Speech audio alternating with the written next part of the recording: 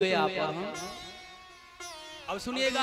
कुछ समय के बाद में मैया के एक लाला भयो माता रुक्मणी की बड़ा प्यारा सा सुंदर सा पुत्र।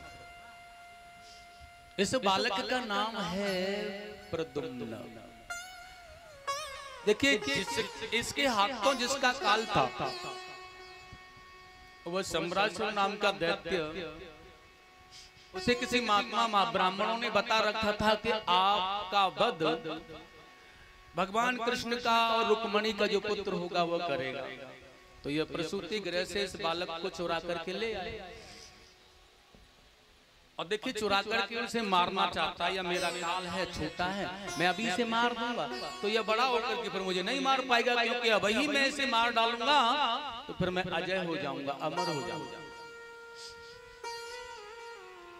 तो सज्जनों, लेकिन ये आकाश मार्ग से लेकर जा रहा है तो मार्ग में से नारद जी मिल गए और नारद जी ने कहा है भैया तुम किस बालक को लेकर के जा रहे हो, यह बड़ा छोटा सा बालक है और अपनी मां से अलग कर रहे हो ना, इसका पाप लगेगा तुम्हें।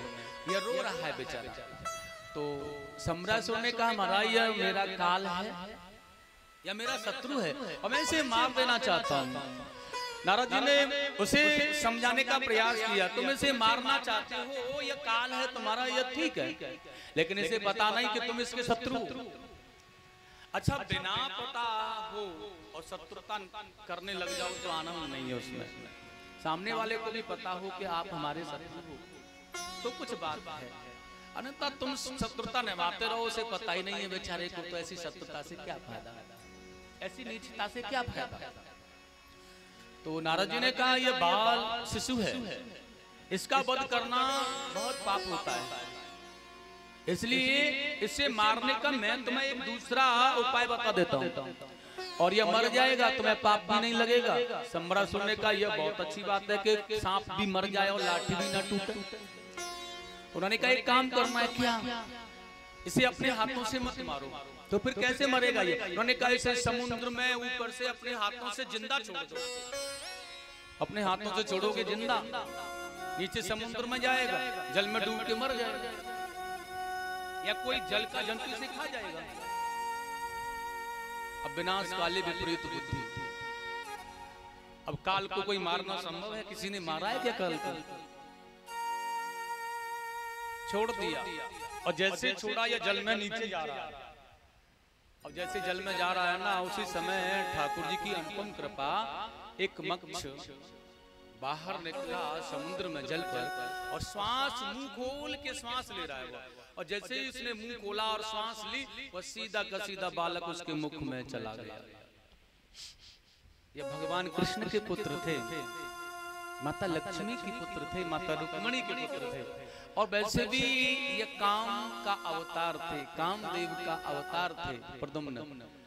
तो आप जानते हैं काम को भक्षण करना, ये जो मत्स्य है ये उन पूरे सागर में, समुद्र में सबसे बड़ा प्यारा और अनोखा हो गया है, प्रकाश में हो गया।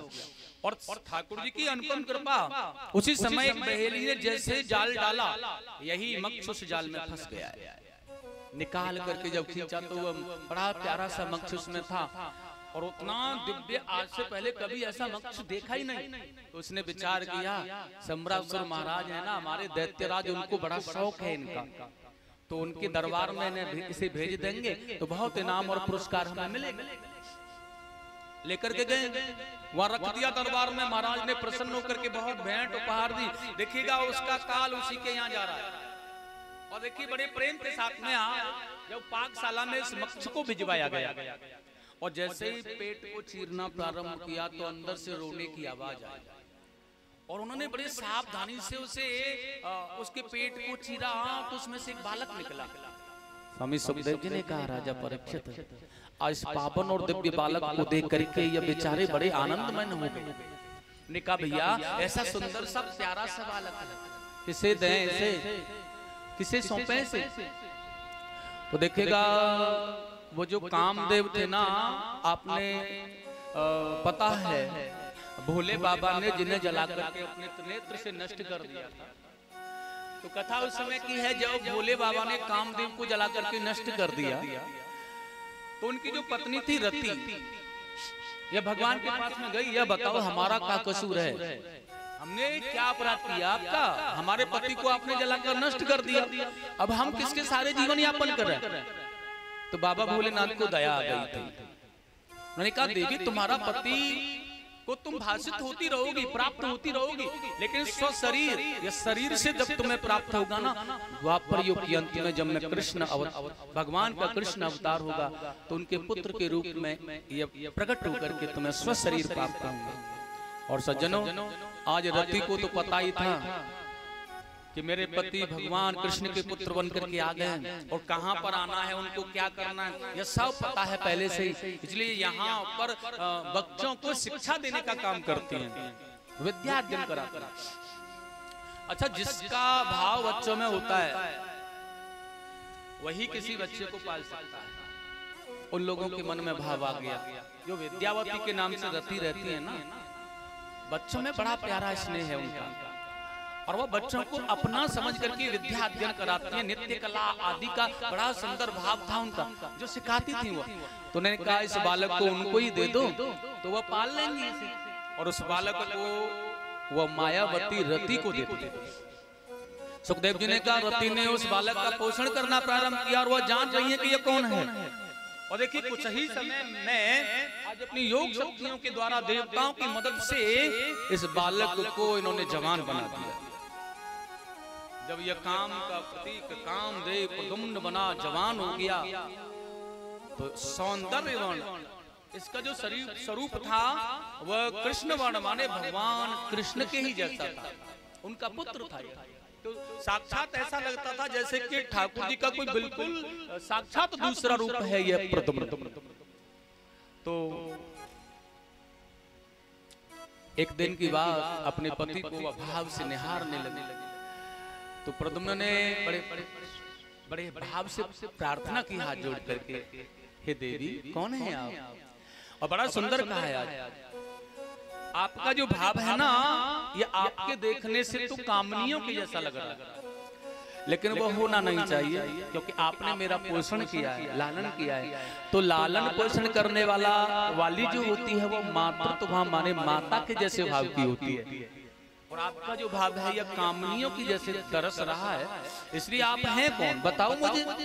मातृ भाव मति क्रम्य वर्त से कामनीय था, यह कामनियों की जैसी स्थिति आपकी क्यों हो रही है, बताओ मुझे।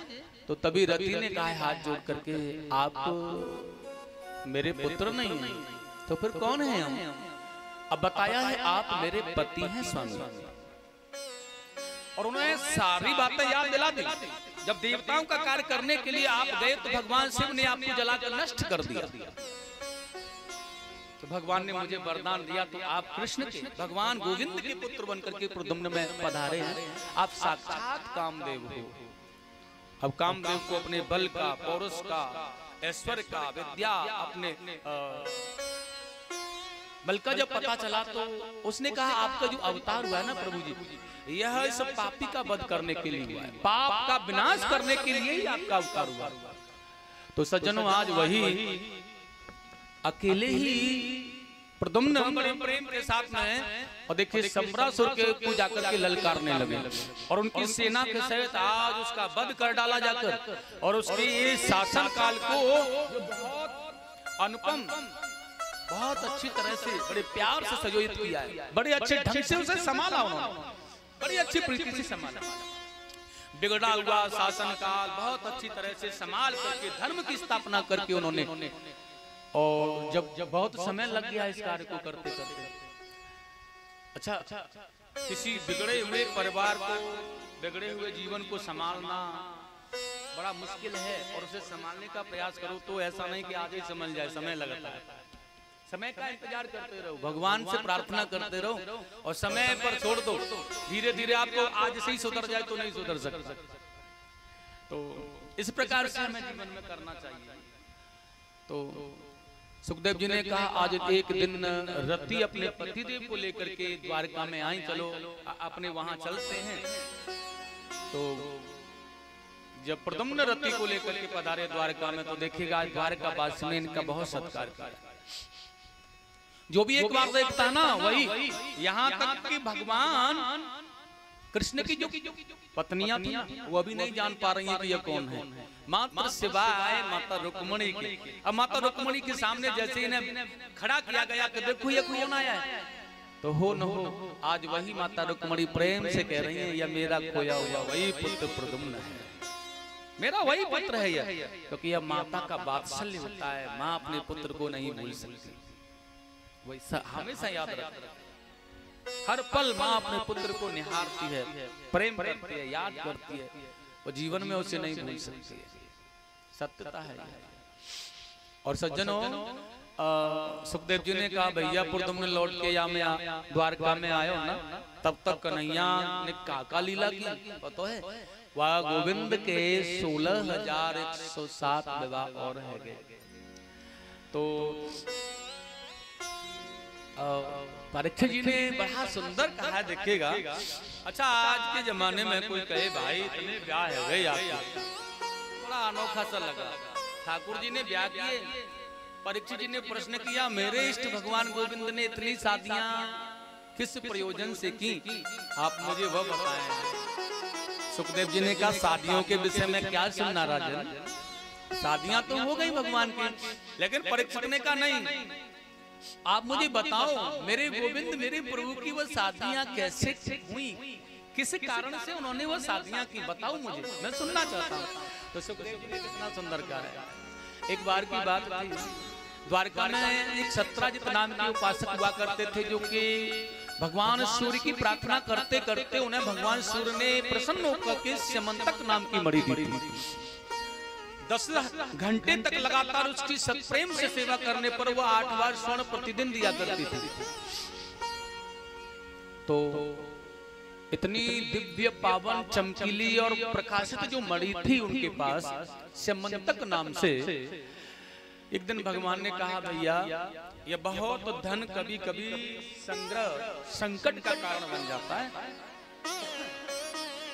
आपके परिवार में बहुत ज्यादा लोग नहीं, छोटा परिवार है, आप यह मणि को ना राजकोष में जमा कर दो, आपके उस धन से तीर्थ देवालय आदि कार्य जो भी होंगे ना वो पुण्य आपको ही अर्जित होगा। लेकिन सत्यजित ने कहा सुनो मैं अपने घर पर परामर्श करूंगा तो बता दूंगा आपको। और पत्नी से परामर्श किया तो कहने लगे क्यों जी, हम क्यों देने लगे अपनी मणि को, हमारी मणि हमें मिली, हम क्यों दें। ठाकुर जी ने कहा कोई बात नहीं है, नहीं देना चाहते हो तो तुम जानो भाई, लेकिन कहीं ना कहीं भगवान उसे बचाने का प्रयास कर रहे थे। तो अगले दिन की बात रही, उसका छोटा भाई था प्रसेन, उस मणि को गले में लटका करके ना थोड़ा चंचल स्वभाव का था, तो मणि को लटका करके घूम रहा, देखो भाई आपके पास में ऐसा नहीं होगा, देखो मेरे पास कितना सुंदर दिव्य भाव है। और देखिए वही इस प्रकार से कहता कहता जंगल की ओर निकल गया। तो उस प्रकाशमान दिव्य मणि को जब एक सिंह ने देखा तो वह उस पर मुग्ध होकर के उस प्रसेन को मार करके उस मणि को लेकर के आ गया। अच्छा, सिंह के जो शेर था, जो सिंह था, वो उसके खाने की वस्तु नहीं थी मणि, लेकिन उसकी वो सौंदर्यता पर प्रसन्न हुआ, मोहित हुआ और उसे ले आया। अब उसने खाना पीना सब छोड़ दिया, उसकी सौंदर्यता तो वो इतना मुग्ध है, उसके प्रकाश पर इतना मुग्ध है, उसे अपने पास में रख करके उसे निहार रहा। इतना अनुपम दृश्य है ना ये। वहीं जंगल में रहने वाले तपस्या करने वाले जामवंत जी की पुत्री जामवंती जी ने यह दृश्य देखा और उस मणि को पाने की इच्छा की। तो महाराज जामवंत जी ने उस सिंह का वध किया और उस मणि को प्राप्त कर लिया। बेचारे दोनों ही बेकार चले गए, कुछ भी हासिल नहीं हुआ। इसलिए तुलसी बाबा ने बड़ा अच्छा कहा था, मोह सकल